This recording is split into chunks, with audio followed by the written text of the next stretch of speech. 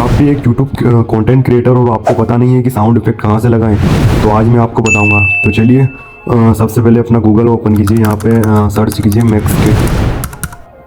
इस वेबसाइट को ओपन करिए। इसमें आपको ओपन करने के बाद आपको यहाँ पे बहुत सारे फीचर मिलेंगे। यहाँ पे वीडियो का स्टॉक है, स्टॉक म्यूजिक भी मिल जाएंगे, साउंड इफेक्ट भी मिल जाएंगे, वीडियो टेम्पलेट भी मिल जाएंगे। अगर आप जो भी चीज़ आपको चाहिए इसके अंदर से आप सिलेक्ट करके जैसे मैं साउंड इफेक्ट पे क्लिक करता हूँ तो इसमें बहुत सारे साउंड इफेक्ट है, हर चीज़ के साउंड इफेक्ट मिल जाएंगे।